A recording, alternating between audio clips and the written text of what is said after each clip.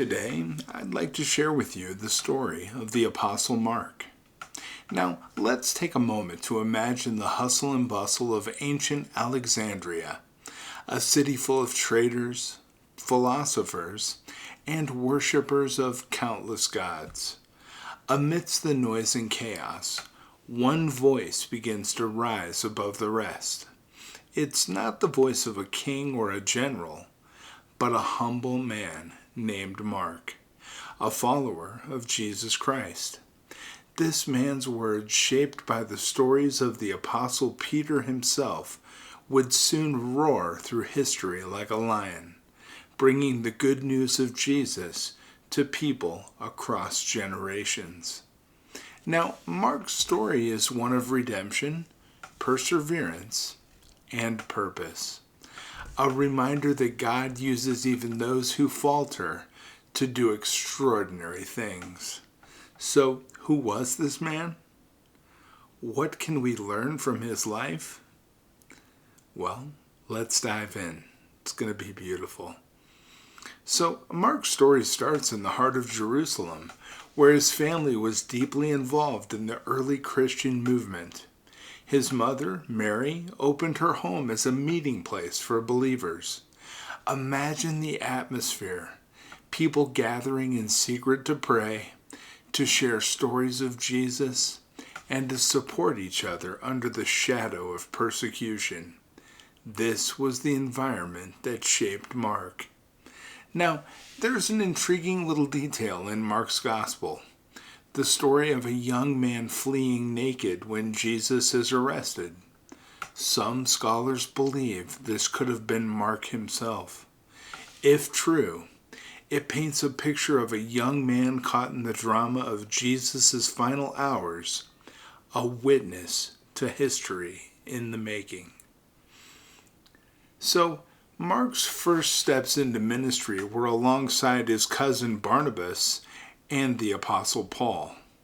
He joined them on their first missionary journey, but somewhere along the way, he decided to head back to Jerusalem. We don't know why. Maybe he was homesick, overwhelmed, or simply not ready for the challenge. Whatever the reason, it caused tension. When it came time for the next journey, Paul refused to take him, leading to a sharp disagreement with Barnabas. Now, here's the thing. Mark could have let his failure define him, but he didn't. Instead, he grew from it. Later in life, Paul called Mark useful to me for ministry. Now, this is a sign of reconciliation and mutual respect. This part of Mark's story reminds us that setbacks don't disqualify us from God's plan. They can actually prepare us for what's next. Now, Mark's life took a significant turn when he partnered with the Apostle Peter. Peter called him my son, showing a close spiritual bond between the two. Imagine the conversations they must have had.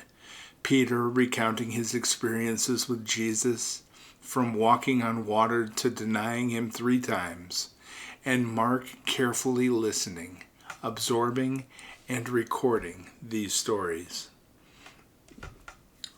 It was this partnership that laid the groundwork for Mark's greatest contribution, the gospel that bears his name. Mark's gospel is unique. It's fast-paced, vivid, and action-packed, almost like a news report. He paints Jesus as a man of action, a servant who came to give his life for others. And while the Gospel of Mark is the shortest of the 4, it's packed with raw emotion and power. It's no wonder Matthew and Luke relied heavily on it when writing their own accounts. Mark wasn't just a writer. He was also a tireless missionary. Tradition tells us he brought the gospel to North Africa, particularly Alexandria in Egypt. There, he founded one of the earliest Christian communities, laying the foundation for what would become the influential Coptic Church. But spreading the gospel in a city dominated by pagan worship wasn't easy. Mark's boldness eventually cost him his life. He was martyred in Alexandria, dragged through the streets by a mob during a pagan festival. Yet, even in death, his legacy roared on. His work in Alexandria would make it a center of Christian thought for centuries. So, what does Mark's life mean for us today? It's a story of redemption, of a man who stumbled but didn't stop, who learned from his mistakes and allowed God to use him in powerful ways. It's a story of urgency. Mark's gospel challenges us to take action, to share the good news boldly, and to live lives that reflect the love and sacrifice of Jesus. Now, Mark is often symbolized by a winged lion, a creature of strength, courage, and majesty.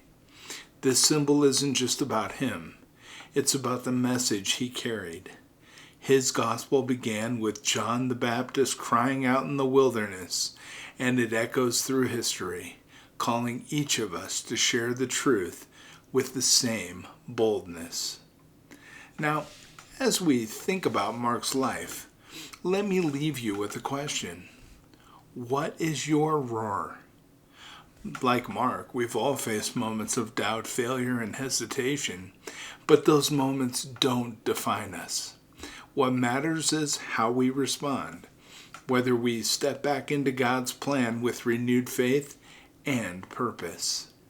Mark's story is proof that God can use anyone to make an impact, no matter where they've been or how many times they've fallen. His life challenges us to live boldly, to proclaim the truth of Jesus with urgency, and to trust that God's plans for us are bigger than any we could ever imagine. So, how will you let your life roar? I'd like to conclude this story with a prayer for the intentions and hopes that you hold in your heart. I'll lead, okay? Our Father, who art in heaven, hallowed be thy name. Thy kingdom come, thy will be done, on earth as it is in heaven. Give us this day our daily bread, and forgive us our trespasses, as we forgive those who trespass against us. And lead us not into temptation, but deliver us from evil. For thine is the kingdom, the power, and the glory, forever and ever. Amen. Amen. That was beautiful, wasn't it? I can't wait to see you for the next story, and I'll be back tomorrow. Have a beautiful day, my friends. Take care. Oops, almost forgot. Don't forget, hug your family. They love you. Talk to you tomorrow. Take care.